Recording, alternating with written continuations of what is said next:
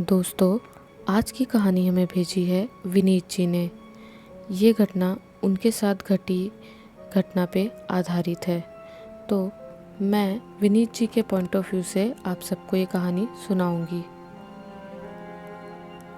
आज मैं आपको एक ऐसी घटना के बारे में बताना चाहता हूँ जिसने मुझे सोचने पर मजबूर कर दिया कि क्या उस रात मैंने जो देखा था वो सच था या सिर्फ मेरा वहम। बात आज से लगभग 3 साल पहले की है, जब मैं अपने करीबी दोस्त की शादी में शामिल होने उसके गांव गया था। हम दोनों दिल्ली की एक कंपनी में साथ काम करते थे, लेकिन उसका परिवार राजस्थान के एक छोटे से गांव से संबंध रखता था। उसके विवाह से जुड़े सभी आयोजन वहीं गांव में ही होने थे, इसीलिए उसकी शादी से 3 दिन पहले ही मैं वहां जाने के लिए निकल पड़ा।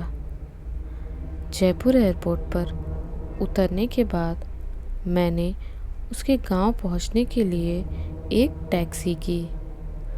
मेरे दोस्त साहिल का गांव जयपुर से काफ़ी दूर था। ड्राइवर ने पहले ही कहा था कि पूरे 24 घंटे में ही हम उस गांव में पहुंच जाएंगे। सफ़र लंबा था, इसीलिए टैक्सी ड्राइवर से भी बातें भी शुरू हो गई थी।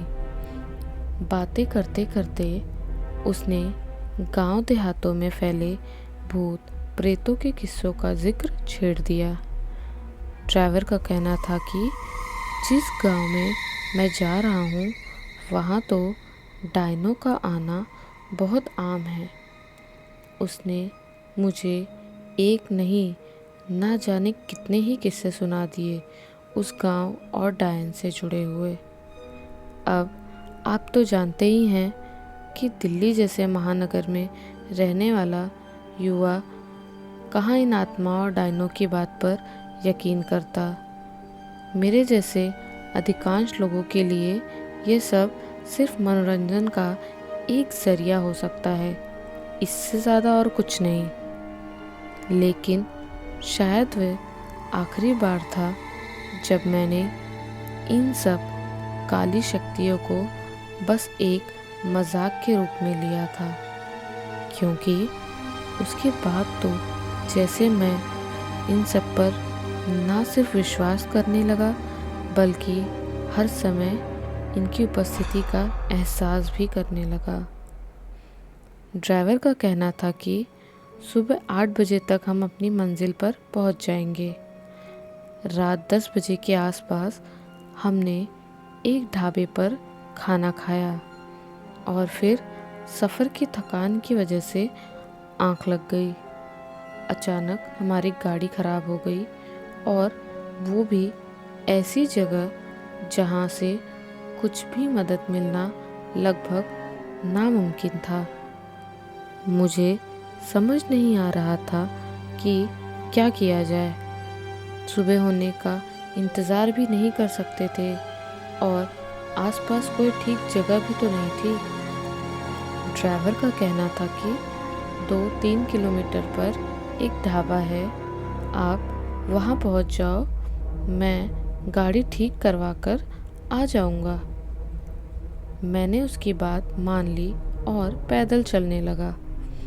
बहुत चलना था, इसीलिए मैंने कानों में एयरफोन लगा लिया और सोचा टाइम पास हो जाएगा।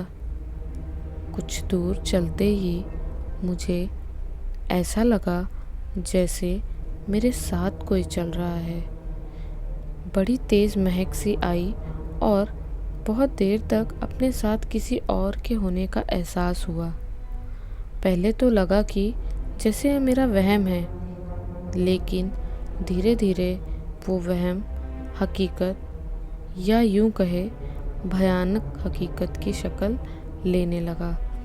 पहले मुझे केवल एहसास हो रहा था कि कोई मेरे साथ साथ चल रहा है, लेकिन धीरे धीरे किसी की शारीरिक आकृति मुझसे कुछ कदम दूरी पर दिखाई देने लगी। वह एक सुंदर लड़की थी। उसने मुझसे पूछा, इतनी रात को अकेले में कहाँ जा रहे हो? तो मैंने उसे अपनी कहानी बता दी कि कैसे गाड़ी खराब हुई और मैं पैदल चलने के लिए मजबूर हुआ। मैंने भी उससे यही सवाल किया कि वह इतनी रात को यहाँ क्या कर रही है। उसने मुझे बोला कि वह अक्सर इस रास्ते पर आती जाती है। इससे पहले मैं उससे कुछ और पूछता, उसने बोला कि आपके दोस्त की शादी तो कल है ना, आप कैसे पहुँच पाओगे? उसका ये सवाल सुनकर मैं हैरान रह गया कि उसे कैसे पता।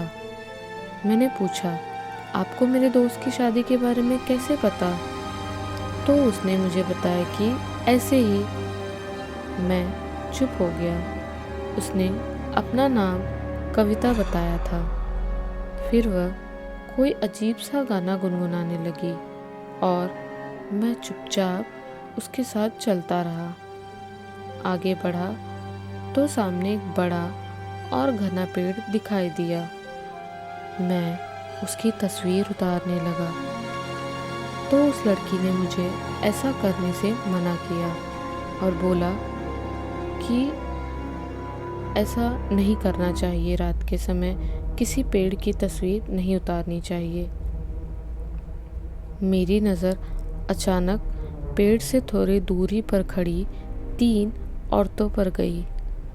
तीनों औरतें धीरे धीरे मेरे पास आने लगी। जैसे जैसे वो पास आती गई, उनका चेहरा नज़र आने लगा जो बहुत डरावना था। वह मुझे अपने पास बुलाने लगी, लेकिन कविता ने उनका इशारा देख लिया और मुझसे तेज़ तेज़ चलने के लिए बोला। मैं चलने क्या, भागने लगा। थोड़ी दूर आते ही वो औरतें गायब हो गई और मैंने कविता से पूछा कि वो कौन थी। उसने बताया कि वह इस गांव में पिछले कई सालों से घूम रही हैं। गांव के लोग उन्हें बुरी आत्माएं कहते हैं। आपको उनसे बचाने के लिए ही मैं आपके साथ साथ आई हूँ। मैंने पूछा, तुम कैसे बचा सकती हो? उसने फिर कोई जवाब नहीं दिया। हम बहुत दूर निकल आए थे। कविता ने कहा कि ढाबा आने वाला है और रास्ता भी सुरक्षित है, तो अब मुझे चलना चाहिए। मैंने कहा, तुम आगे तक नहीं जाओगी? उसने कहा, मेरी मंजिल तो यहीं है। और जाते जाते उसने मुझसे बस एक बात बोली कि हर आत्मा बुरी नहीं होती साहब। तो दोस्तों, कैसी लगी आपको ये कहानी पसंद आई हो तो इस वीडियो को लाइक और शेयर ज़रूर करें और अपनी राय हमें कमेंट सेक्शन में ज़रूर बताएं। तो मिलते हैं ऐसी ही एक वीडियो में एक नई कहानी के साथ। तब तक के लिए बाय एंड टेक केयर।